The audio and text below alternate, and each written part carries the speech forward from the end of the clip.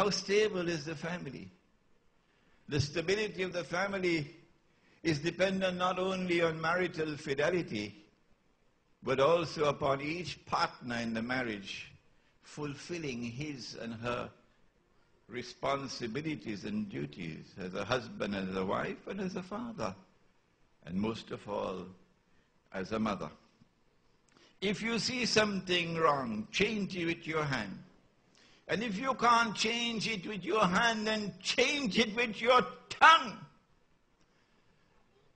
Where are their tongues today? Those who believe only in this patacake, baker's man presentation of Islam. We're not being harsh because we want to belittle them. We're being harsh because we want to wake them up.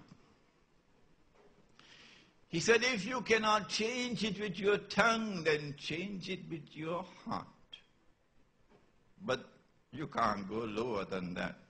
That's the lowest stage of faith.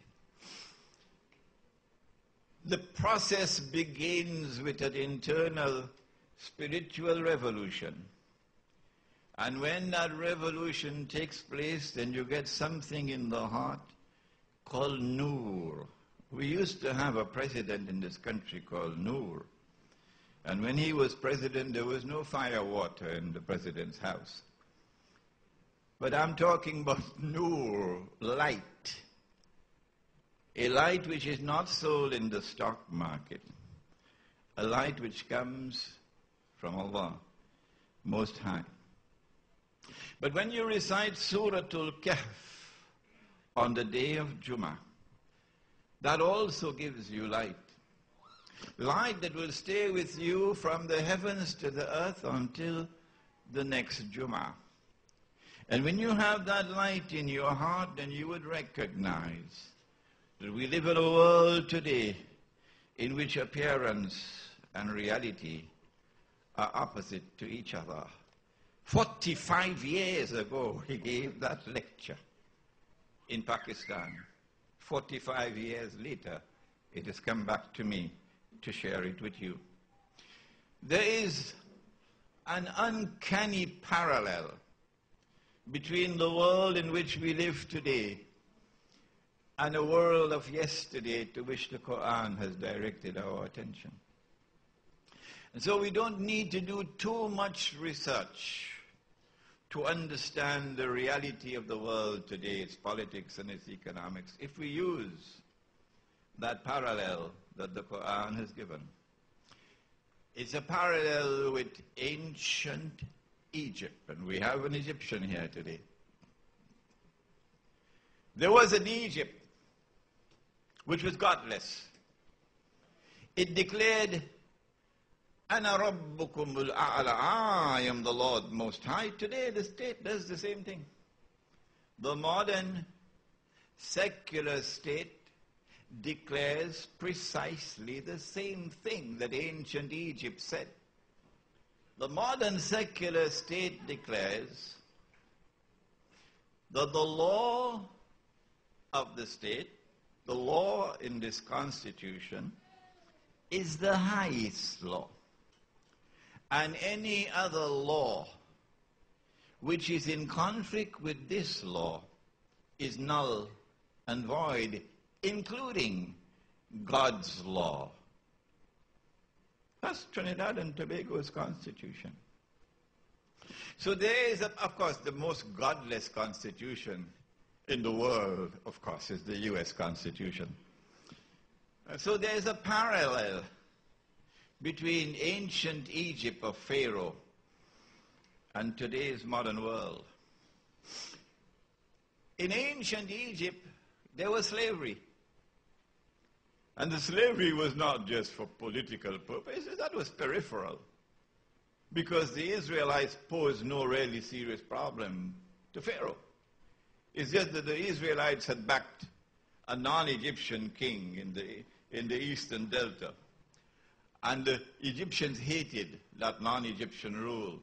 And so when they got rid of it, then they turned against the Israelites. But ancient Egypt, Pharaoh's Egypt, turned to slavery for economic purposes. How can you build all these pyramids? How can you build all these big monuments all over Egypt without slave labor? Today it's the same. They're not only rich, they're growing richer. And Haiti must work. Our neighbor, Haiti, that the PNM government of this country doesn't care to look towards at all. Spend your money on stadiums, but let Haiti remain in groveling destitution and poverty. They exploit the poor. They exploit Haiti right here next door. They exploit the masses of South America. The Indians, the red Indians. We here are called the West Indians. Those are the red Indians. Until a man like Evo Morales could come out of Bolivia, and a man like Hugo Chavez could come out of Venezuela to say enough is enough. We cannot stand this economic oppression. We want to take control of our resources.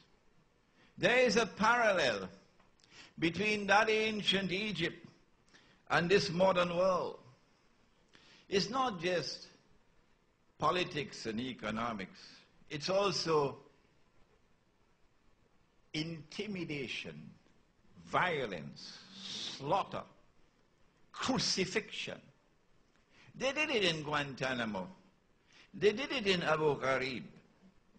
They took, Trinidad, you'll be disgusted to hear this. They took copies of the Quran and sent it down the toilet. They took our people and stripped them naked and forced them to commit abominable acts